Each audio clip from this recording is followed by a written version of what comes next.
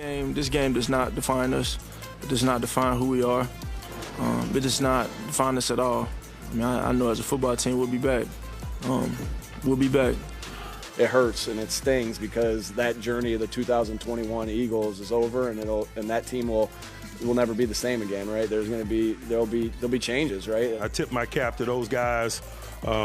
If we want to carve out a niche in this thing and push through the AFC, we got to deal with the likes of that bunch. Moving forward, we understand that. I think that's the difference in this team than in the past teams I've been on, is that we have an edge to us and a belief in us that we really can do anything. But the Bengals beat us today, and we came up short today. I know that I'm a rookie or whatever, but I could have done a better job of just holding everybody to that standard, myself included, and I think we'll make a lot of progress in the offseason with that. You got to use this as motivation and come back stronger from it, because that's not indicative of who we want to be, and unfortunately that showed up tonight. 6 teams advance and 6 go home for good, or at least until the start of the next season. Wildcard losers post-mortem. By the way, there was a Simmsism in the document through which we communicate during the show. The headline of this segment was Wildcard Losers Moratorium. Post-mortem, Pete, is the word you're looking for, unless we are going to have a moratorium on any teams losing in the wild card round in the future, which would make it difficult to sort out the games because somebody's got to lose, Pete. I don't know what you're talking about or what you're talking about. Post-mortem. Yes, all right. post-mortem. Okay. We got several categories, but, Chris, I predict you and I are going to agree on almost all of them. Okay. Let's begin with this. Of the 6 losers, the team closest to the Super Bowl is who? I'm still going to go the New England Patriots out of all the teams that lost Wild Card Weekend. I'm going to go with them. I mean, I think they got a lot of the meat and potatoes and everything you want for the roster in place. They just now need some sizzle, right? To me, that's what they need. Maybe another pass rusher, another speed linebacker, need a legit weapon at receiver. If you want to be a run-on-the-football team, or, hey, we need to spread the field and we're going to let Mac Jones be surgical and do all that, they need another, go-to blue-chip number 1 receiver. But I'm still going to take the Patriots in that one. See, I can't. I thought we'd agree on all these. I can't. At 47-17, I just can't. Well,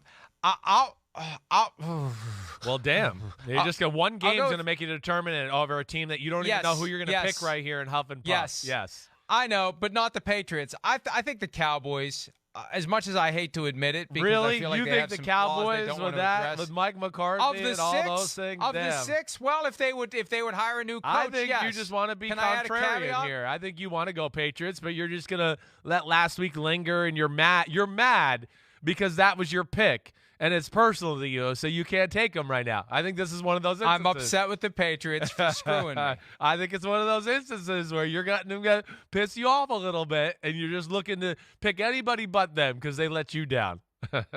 The team farthest from the Super Bowl is which of the 6? Man, gosh. This one's the tough one to me. This one's easy. This one's obvious. Yeah, why? Why is it obvious? I don't know if it's obvious. Who's playing quarterback for the Steelers next year? I know, but there's other things in place there that I look at to where I go, defense still got a chance to be good there. I'm gonna say Las Vegas Raiders right now. That's who I'm gonna say. And again, there's a lot of good. I don't see anything great with the Raiders.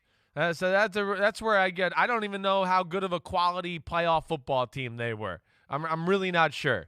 I'm going to go with the Raiders on that one. I am. I think there's some things in Pittsburgh that I like to where I wouldn't be shocked if they got the quarterback next year. They're in the mix once again. I haven't given you my answer yet. I was just throwing out a question for you because I'm going to agree with you on this one because it feels like Mark Davis is going to hit a reset button and they're going to take multiple steps backward, and who knows what they're going to build coming out of the conscious decision to retreat from a playoff team. Right. So I think we're on the same page. Okay. Coach most likely to still be with his team 5 years from now is who? Well, I think there it comes down to 2 people. I mean, it's Mike Tomlin, in my opinion, or still Bill Belichick. It's one of those 2. I'll go with Belichick. I think that's the one where if you made me bet, I think he's still going to be there 5 years. Yeah. I think it's Tomlin. You think it's Tomlin? Yeah. I'm not saying Belichick's going to be gone in 5 years, but between the two, I'd say it's Tomlin is most likely to still be there. Quarterback who will have the best season next year from the teams that lost in the wild card round is who? It's hard for me not to sit there. Ooh, gosh. Wow. Man. I mean, again, I think Mac Jones is going to be good next year. He's got to improve his ability to make power plays, explosive plays in the pass game a little bit. I'm still going to go with Dak Prescott there, though. I am. I just, again, Dak to me still has too many qualities. There's enough there in the receivers as far as weapons to where I have a hard time thinking he won't bounce back from this and kind of regain the form we saw before he got the calf injury this year. Yeah, I think the injury is the thing that derailed him. He was having an MVP season before that happened. Now, the problem is you got 2 straight years with injuries, Yes. one very serious, one that was enough to dog him once he missed a game and came back. And what do we say all the time? The hallmark of a franchise quarterback, being available to the franchise week in and week out. So that's been a question for Dak the past 2 years. But I agree with you. Of those quarterbacks, Dak. The quarterback with the most uncertain future is who? I was going to say Ben Roethlisberger, but we know his we're future kind of is. certain. It's highly we're certain. kind of certain. We're there. very certain. He's gone. Who's going to join him is potentially no longer being with their current team. Well, I'm not saying he's definitely going to not be on their team, but I think certainly the one that jumps out, there's no doubt. Out of this group and these teams there, it's Jalen Hurts. You know, again, Jalen Hurts, it goes back a little bit to that spread offense thing we talked about, you know, and at some point, you're going to play a team that can stop some of these runs and stop the quarterback from running and, you know, stop the run game in general to where, okay, now we need to have some diversity or another avenue in which we can attack and beat you. And, again, I mean, people saw there yesterday, it's not the greatest pass defense from the Bucs. I mean, that's one of the weaknesses of their football team, and they really had no chance. You know, he's got a slow delivery. You know, it's not a real strong arm as you see. He doesn't throw great spirals. You know, this is still the things I question about Jalen Hurts. To me, again, that's not his strong point, but that's where Philadelphia's got to evaluate this. Do they want to go all in and just go all in on more run offense and do crazy stuff that way? Or are they going to go, wait, I don't know if we can ever get over the mountaintop here with this type of style of football and him as our quarterback? Do we need to find somebody that could be a little bit more of a threat in the drop-back pass game? I mean, again, you saw the game yesterday, 2 days ago. Troy Aikman was trying to be very nice.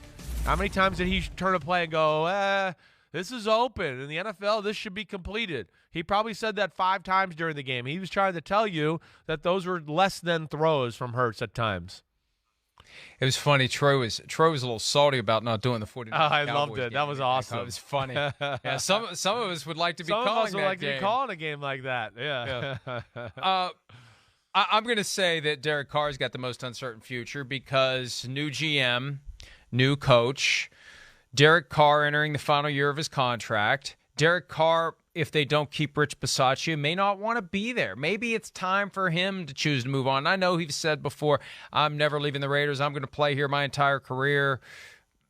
I think that there's a chance that the next regime could decide to make a change. Either way, I feel like this is up or out off season. I don't think you want to go, and I know we've seen it happen before, usually with younger guys. I don't know that it makes sense to have Carr going into the last year of his contract. It's not like it's a huge salary. He's probably done enough to expect more. The Raiders just have to decide, are we going to make a commitment to this guy, or are we going to trade him? Are we going to move on? I don't know who else out there would want him. But once all the dust settles on the coaching carousel, then maybe there'll be a spot where we say, hey, you know what? Maybe that's where Derek Carr could end up. But I think his future is the most uncertain because they still have Jalen Hurts for 2 more years.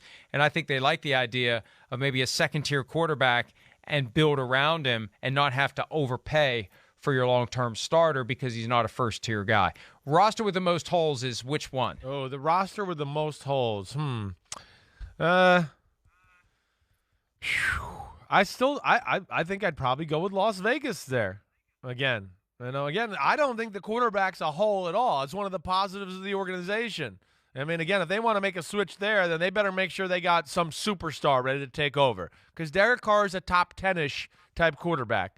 But I go with the Raiders for what you heard. The other teams, to me, at least have some areas on their team that are elite, where I go, you can build off that, and it's going to scare teams.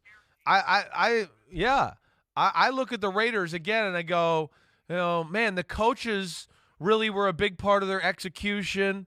I like little things about their team, but there's no one great area. I don't look at it and go, oh, the offensive line, watch out. Oh, the receivers, watch out. Oh, the defensive line, oh my gosh, they're close to being dominant. Oh, the secondary. There's none of that on that team. There's a lot of good, but all these other teams have at least one, maybe two areas where I go, it's kind of special, and if they add a little something to that this year, watch out. They could really kick some butt in that area. Most holes, let me say, most problematic holes would be the Steelers. Yeah, because I just saw a tweet that all signs point, according to Mark Caboli of The Athletic, all signs point to Mason Rudolph being the starter. Oh my gosh! Are you kidding me? What? Have we not? All due respect to Mason Rudolph and his friends and family who may be watching this, have we not seen enough? Have we not seen enough from Mason Rudolph? What has Mason Rudolph done to ingratiate himself so deeply to the Steelers organization? I don't get it. They're going. And what did we say? They're going to get something. I don't get it. They're going to get something. I don't buy it. All right. I know some people that got some knowledge in Pittsburgh. I think they got one of these guys that's a superstar that might come free on their radar. Collinsworth, if you listen Sunday night, he was making some Aaron Rodgers. He was making a comment that he knew something that we didn't know, that there might be a quarterback out there that they kind of let us get. They told us behind the scenes they got their eyes on this guy. I can't tell you I the thought audience. It was Aaron Rodgers. Yeah, I thought it was Aaron but Rodgers. I didn't know. I thought, man, maybe it's Deshaun Watson, maybe it's Russell Wilson, the Rodgers thing. You're right, no doubt about it. Came across my mind, but Remember the googly eyes? Yeah, that's right. Aaron Rodgers, right? Googly eyes to Mike Tomlin. Yeah, right. Yes. All right. Lastly, and I think this is one we will agree on. I don't think we agreed on any. The team we'll talk about most this offseason. And if it's not the Cowboys, we can't be friends anymore. The Cowboys are certainly always in that conversation. Man, I think it's going to be Pittsburgh just because of the quarterback situation. Well, you're right. Now that we've tripped onto the Aaron Rodgers thing, but you're right. I remember that now. The Collinsworth thing was like something where he was like, I know something that the rest of you don't, but I can't say it on live TV in front of, 30 million people. So I love the idea of Aaron just being 100 miles away. I can drive up. We can hang out. Oh, that would be awesome. I'm coming over. Right? You'll finally get me to come over. I'm coming too then. I get him to come down to the barn, Wait, we can hang out. Smoke some cigars, a little tequila. You guys can have a good time. I got scotch, Aaron. I got scotch, and I got tequila. I got the good stuff. Right. I got the 1942. And I can bring the really good stuff, and man, we could have a party. Yeah. Can't fly, though. Got to drive. Yeah, that's fly. Tough. Damn. Hi, I'm Mike Tirico, and thanks for watching. Make sure to hit subscribe for the latest news and highlights from NBC Sports.